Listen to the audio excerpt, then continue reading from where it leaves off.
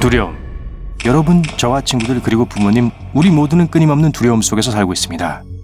때때로 그 사실을 깨닫지도 못한 채 말이죠. 두려움은 우리 안에 머물면서 모든 행동을 지배하는 강력한 힘입니다. 좋든 싫든 말이죠. 두려움이 가장 강하게 느껴지는 때는 무언가 겁이 나는 일과 맞닥뜨렸을 때입니다.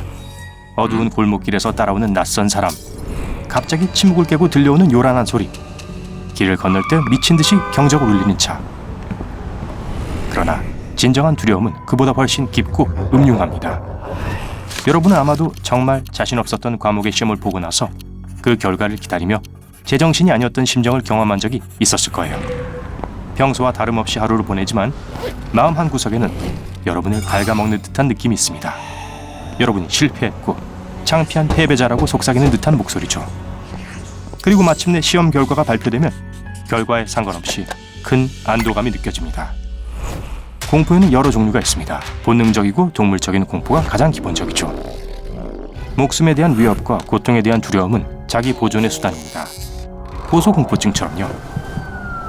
고층 건물의 꼭대기에서 내려다보면 떨어지기 싫기 때문에 머리가 빙빙 돌고 두려움이 느껴집니다. 두려움은 우리의 가장 깊고 어두운 자아 속에 삽니다. 인류 초기 조상들이 살아남기 위해 필요했기 때문이죠. 오늘날 두려움은 매일매일 극복해야 하는 것이 되었습니다. 다른 이름을 부여하고 그 본질을 숨기려고 해보지만 흔히 스트레스나 불안이라고 하는 것은 가장 순수한 형태의 두려움일 뿐입니다.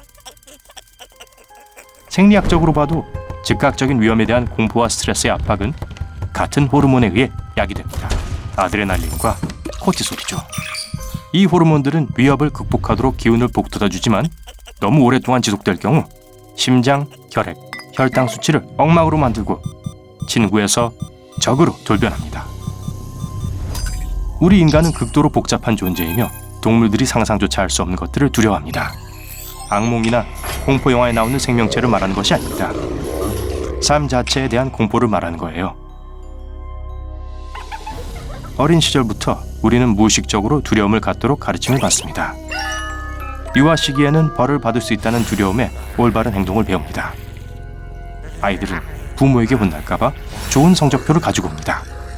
대학생들은 낙제가 두려워 최선을 다하죠. 그리고 직원들은 해고될지도 모른다는 두려움에 성과를 이룹니다.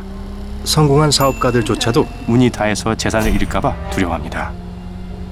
거의 태어나면서부터 죽을 때까지 우리를 압박하는 끝없는 공포의 사슬입니다.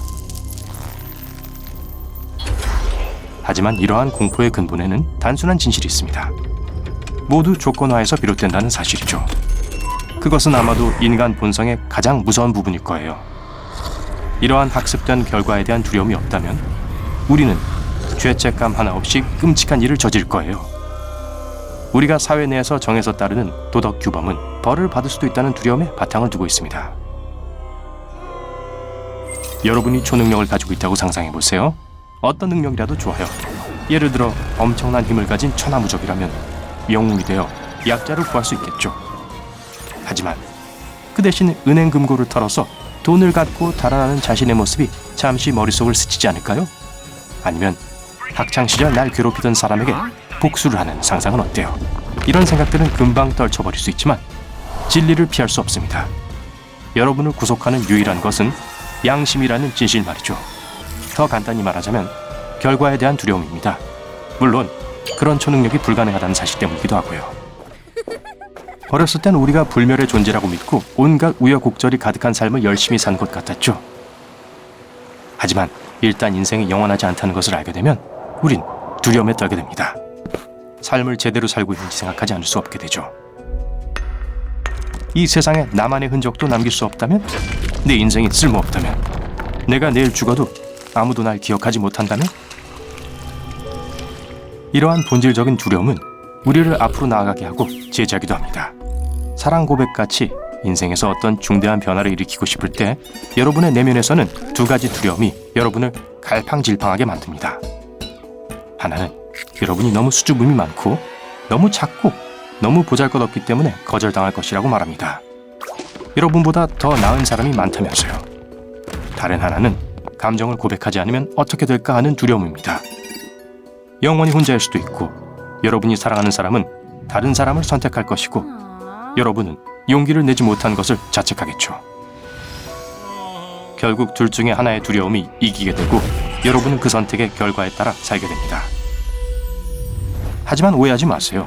다른 사람들의 눈에는 두려움이 없을 것 같은 사람들조차도 자신만의 불안감을 가지고 있습니다. 실제로 그런 사람들은 보기보다 훨씬 더 불안해할지도 몰라요. 대담해 보이는 겉모습은 해결되지 않은 개인적인 문제들이 많이 숨길 수 있어요.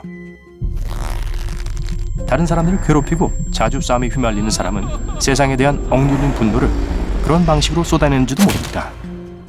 짜릿한 모험 같은 인생을 사는 사람은 인정받지 못하거나 인생을 마음껏 살지 못할까봐 두려워할 수도 있어요. 마지막으로 누구와도 쉽게 친해지고 항상 친구들과 팬들로 둘러싸인 사람도 혼자 있는 것을 몹시 두려워할지도 모릅니다. 하지만 이런 두려움은 모두 설명할 수 있습니다. 우리 자신의 일부분이고 충분히 깊게 연구해보면 이유를 찾을 수가 있습니다. 하지만 겉보기에는 전혀 비논리적인 두려움도 있습니다. 여러분은 스카이다이빙, 등산, 베이스 점프 등 익스트림 스포츠를 즐기는 사람이지만 수영을 두려워해서 물 근처에도 가지 못할 수도 있어요. 아니면 예를 들어 용감하게 불 속으로 뛰어들어 수십 명의 생명을 구할 수 있지만 무해한 벌레를 보고 기겁할 수도 있어요. 이런 모습을 그저 특이한 점으로 지나칠 수도 있지만 사실 그 사람의 과거와 깊은 연관이 있습니다. 그리고 아마도 왜 그런 두려움이 생기게 됐는지 기억조차 못할 거예요. 우리 뇌는 충격적인 경험을 차단하는 경향이 있고 자기 보호를 위해 떠올리지 못하게 합니다. 보통은 정말 안 좋은 일, 인생의 어느 시점에 여러분을 무너뜨린 일과 관련이 있어요. 손상으로부터 회복하기 위해서 기억에서 이 사건을 지워버릴 필요가 있었고 뇌가 그 명령을 따릅니다. 하지만 정확히 무슨 일이 일어났는지 기억하지 못하더라도 그 영향은 계속 지속되었을지도 모릅니다. 때로는 그다지 뚜렷하지 않아요. 만약 여러분이 물을 두려워한다면 그것은 과거에 거의 익사할 뻔했고 간신히 살아났다는 것을 의미할 수 있습니다. 하지만 물 위나 근처에서 끔찍한 것을 목격했다는 것일 수도 있어요. 어둠에 대한 두려움도 마찬가지입니다. 어둠 속에 숨어있는 것에 대한 두려움은 가장 오래된 본능 중 하나입니다. 하지만 개인적으로 다른 사람들보다 훨씬 더 심하게 어둠의 영향을 받을 수도 있습니다. 왜냐하면 어렸을 때 어둠 속에 남겨져서 벌을 받는 경험이 많기 때문이죠. 비록 두려움을 완전히 제거할 수는 없지만 그럴 필요도 없습니다. 인생에서 성공하지 못할지도 모른다는 불안은 스스로를 향상하기 위해 노력하게 합니다. 그것이 없었다면 위대한 발견이 이루어지지 않았을 것이고 진보를 촉진시킨 용감한 위인들도 없었을 거예요. 만약 우리에게 두려움이 전혀 없다면 삶은 끔찍하게 지루할 겁니다. 롤러코스터와 재밌는 공포 영화를 즐길 수 없다고 상상해보세요. 더 이상 스릴이 없을 것이고 아드레날린이 주는 엄청난 짜릿함은 결코 느낄 수 없을 거예요. 그리고 마지막으로 아마 우리 자체가 존재하지 않을 수도 있어요. 공포는 수백만 년 전에 진화상의 특징으로 나타났습니다.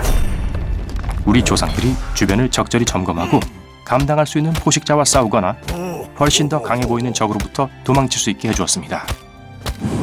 이것을 투쟁 혹은 도피 반응이라고 하는데 오늘날까지 그 효과를 느낄 수 있죠. 또는 위험이 너무 클 때는 그 자리에 얼어붙을 수도 있죠. 이런 방식으로 많은 동물들은 포식자가 흥미를 잃게 만듭니다. 죽은 척하면서 말이죠. 그러니 너무 두려움과 싸우려 하지 말고 부끄러워할 필요도 없습니다. 두려움은 인간의 본성에 있어서 없어서는 안 될 부분이기 때문에 한편으로 받아들이고 친구로 삼으세요. 오늘 새로운 것을 배웠다면 이 영상에 좋아요를 주고 친구와 공유하세요. 여기 여러분이 좋아할 만한 다른 멋진 비디오들이 있습니다. 왼쪽 또는 오른쪽을 선택하고 삶의 밝은 면에 머무르세요.